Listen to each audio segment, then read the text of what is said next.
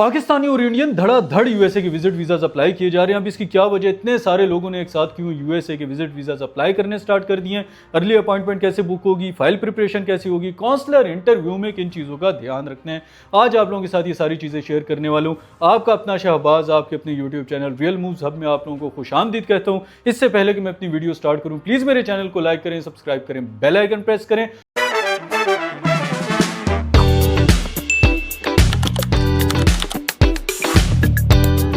सबसे पहले हम बात करेंगे वो क्या वजह है कि इतने सारे लोगों ने एक साथ विजिट वीज़ा अप्लाई करना स्टार्ट कर दिया। तो यूएसए ने विजिट वीज़ा के रूल्स को चेंज किया, अपग्रेड किया, मोर स्ट्रिक्ट कर दिया। उन्होंने कहा कि जो भी यूएसए विजिट वीज़ा अप्लाई करेगा उसको वीज़ा बॉन्ड लेना पड़ेगा। वीज़ा बॉन्ड क्या है? वीज़ा बॉन्ड सिर्फ ये मेक श्योर करता है कि आप अपने वीज़ा की जो कंडीशंस हैं उनको, जो रूल्स हैं उनको फॉलो करो पूरी तरह से लीगली।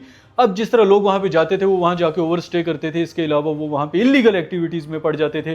तो यूएसए ने इसका एक हल ढूंढा, उन्होंने एक वीज़ा बॉन्ड इंट्रोड्यूस करवाया। जो कुछ कंट्रीज़ के लोग हैं वो DS 160 फॉर्म के साथ एक कोर फॉर्म फिल करेंगे, जिसके आखिर में उनको एक लिंक मिलेगा। इस लिंक के थ्रू उन्होंने यूएस गवर्नमेंट को $15,000 to $20,000 पे करने एज अ सिक्योरिटी, ताकि जब वो वहाँ ट्रैवल करें तो वहाँ पे वो अपने वीज़ा की तमाम कंडीशंस को मीट करें, अपना स्टे खत्म होने के बाद वो वापस आ जाएं, तो यूएस गवर्नमेंट उनको ये पैसा वापस कर देगी, वो इसको होल्ड नहीं करेगी। लेकिन आप लोग सोचिए कि अगर पाकिस्तान या इंडिया से आप लोगों को ये वीज़ा बॉन्ड पे करना पड़े, $15,000 to $20,000 आपके होल्ड पे रहेंगे जब तक आपका ट्रैवल खत्म नहीं होता, जब तक आप अपने वीज़ा की रिक्वायरमेंट्स को मीट नहीं करते। तो गुड न्यूज़ ये कि पाकिस्तान और इंडिया पर यह कंडीशन लागू नहीं होती, ये रूल इंपोज नहीं किया गया पाकिस्तानी और इंडियंस के लिए। लेकिन मिस्टर ट्रंप के दौर में कुछ भी एक्सपेक्ट किया जा सकता है, इसलिए लोग बहुत ज़्यादा इस टाइम पे क्योटिक सिचुएशन में वो कह रहे हैं यार जल्दी जल्दी अप्लाई करो, ताकि इससे पहले कि कोई रूल पाकिस्तान या इंडिया के लिए भी चेंज हो जाए और उसके बाद हमें भी ये वीज़ा बॉन्ड जो है वो सबमिट करवाना पड़े, इतनी ज़्यादा अमाउंट हमारी होल्ड पे चली जाए।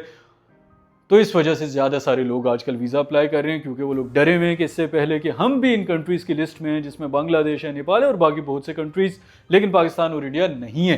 तो पाकिस्तान और इंडिया अभी तक ओल्ड रूल्स के तहत visit visa B1 B2 apply कर सकता है। अब आप लोग अर्ली अपॉइंटमेंट कैसे बुक करोगे, ये था हमारा सेकंड टॉपिक। तो देखिए, जब भी आप यूएसए की कहीं की भी किसी भी कंट्री या किसी भी सिटी में आप अपना अपॉइंटमेंट बुक कर रहे होते हो, तो सबसे पहले आप लोगों ने अपनी इनिशियल अपॉइंटमेंट बुक करनी होती है। देखो, यूएसए अपॉइंटमेंट में आपके पास ज़्यादा अटेम्प्ट्स की ऑप्शन नहीं होती है। ऐसा नहीं है कि आपने एक दिन बुक की, दूसरे दिन दिल किया यार चलो थोड़ा सा प्लान चेंज हुआ है, अब इसको दोबारा चेंज कर लेते हैं, तीसरे दिन सोचा ओहो प्लान फिर चेंज हो गया, फिर चेंज कर दी। ऐसा नहीं है।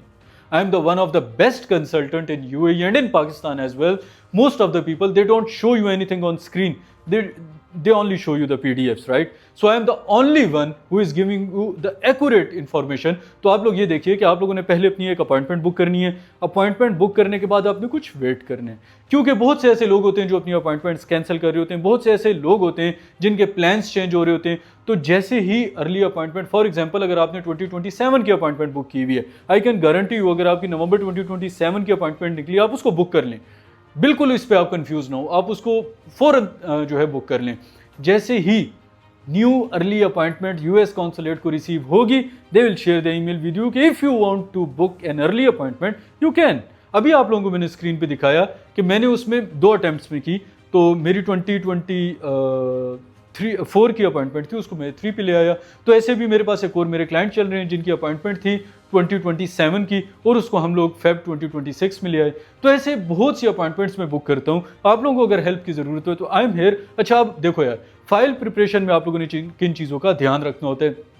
यूएसए का जब भी विजिट आप अप्लाई कर रहे हो, आप लोगों ने देखो अपनी आइटनरी बिल्कुल एक्यूरेट देनी होती है। इसके अलावा आपके होम टाइज की ज़्यादातर लोगों को समझ नहीं आती, उनको लगता है बस बैंक स्टेटमेंट तगड़ी है वीज़ा लग जाएगा। ऐसा नहीं है। होम टाइज देखो, ट्रैवल हिस्ट्री कोई मैंडेटरी नहीं होती। ऐसा नहीं है कि अगर आपने यूरोपियन कंट्रीज़ को ट्रैवल नहीं किया तो आपको यूएसए का वीज़ा नहीं लगेगा, लेकिन वो चीज़ सिर्फ ये शो करती है कि आपके होम टाइज स्ट्रांग है। अब फॉर एग्जांपल अगर आपके पास ट्रैवल हिस्ट्री नहीं है, अब आप क्या करो? तो अब आपने ये दिखाना होता है कि जिस तरह अगर आपके बच्चे हैं तो आप ये दिखाओ कि यार ये देखो मेरे बच्चों की स्कूल फीस की रिसिप्ट्स हैं, इसके अलावा उनकी वेकेशंस का जो है हम लोगों ने अप्लाई किया हुआ है, स्कूल की तरफ से वेकेशंस अप्रूव हुई हैं, तो हमारा सब कुछ यहाँ पे है, मेरा कारोबार यहाँ पे है, मेरी फैमिली यहाँ पे है, मेरा रकबा यहाँ पे है, मेरी ज़मीन यहाँ पे है, मकान यहाँ पे। आपने कुछ भी ऐसा शो करवाना होता है जो ये चीज़ साबित करे कि आपके होम टाइज स्ट्रांग है and you will be back from USA. Like आप अपने वीज़ा की तमाम कंडीशंस को मीट करोगे। अब ज़्यादातर हमारे लोग आके कहाँ मार खाते हैं, काउंसलर इंटरव्यू में होंठ कपकपी लगी होती है, परेशान हुए होते हैं, पता नहीं किसके सामने खड़े हुए। आखिर देखो, ये याद रखना, मेरे इस जुमले को अपने पास लिख लो कि काउंसलर आपके वीज़ा को अप्रूव करने की वजह ढूंढ रहा होता है, आपने बस वो वजह उसको देनी होती है। तो अब देखो, हमारे लोग ज़्यादातर, मैं अपने जो क्लाइंट्स हैं उनको 3-3 दफ़ा रिहर्सल करवाता हूँ, नॉट बिकॉज कि वो एक स्क्रिप्ट है, जस्ट बिकॉज कि उनको एक अच्छी डायरेक्शन मिले और वो कॉन्फिडेंट होकर काउंसलर के सामने खड़े हों। इट्स नॉट लाइक कि वो डरे हों, घबराए हों कि यार पता नहीं क्या हो जाएगा। देखो, यूएसए के जितने भी वीज़ाज़ हैं, चाहे वो स्टडी है, वर्क है, आपका विजिट वीज़ा है, एनी टाइप ऑफ वीज़ा, ये ज़्यादातर आपके डॉक्यूमेंटेशन से भी ज़्यादा आपके काउंसलर इंटरव्यू पे डिपेंड कर रहे होते हैं। अब काउंसलर इंटरव्यू पे आप जाके क्या करते हो, ये तो आप पे डिपेंड करते हैं। कंसल्टेंट आपको सिर्फ उसकी रिहर्सल करवा सकता है, एक कंसल्टेंट जस्ट आपको उसमें गाइड कर सकता है, but after all you are the one who is facing the counsellor उस जगह पर, राइट। तो इस वजह से आप लोगों ने काउंसलर इंटरव्यू में इन चीज़ों का बहुत ध्यान रखना होता है। काउंसलर आपसे पूछेगा आप यूएसए क्यों जाना चाहते हो, अब आप कहोगे यूएस मुझे पसंद है। It's not what it's supposed to be, right. तो आपने उसको ये बताना होता है कि देखें, मैं यहाँ से ट्रैवल करके आया हूँ और यूएसए में मेरा इस तरह से कनेक्शन है, या आप ये बता सकते हो कोई इवेंट आने वाले, बहुत सी वजह।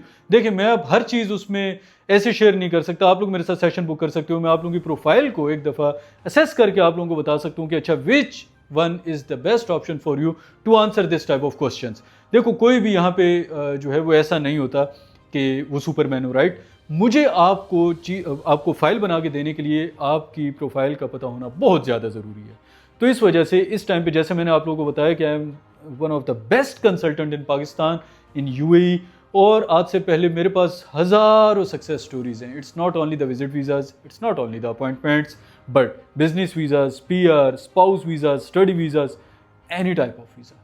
तो अगर आप लोगों को किसी किस्म की हेल्प की ज़रूरत है, आप लोग मेरे साथ सेशन बुक कर सकते हो, आप लोग मेरी सर्विसेज ले सकते हो। देखो, आप खुद अप्लाई करते हो, maybe you can save some money, right, it's okay. But जब आप किसी प्रोफेशनल के पास जाते हो तो वो आपको एडवाइस कर सकते हैं। It's not only about the AI आपको हमेशा ये चीज़ें बताते हैं जो उसको वेबसाइट से अवेलेबल होती हैं, जबकि कंसल्टेंट, एक प्रोफेशनल, आपको एक्सपीरियंस बेस्ड चीज़ें बताते हैं।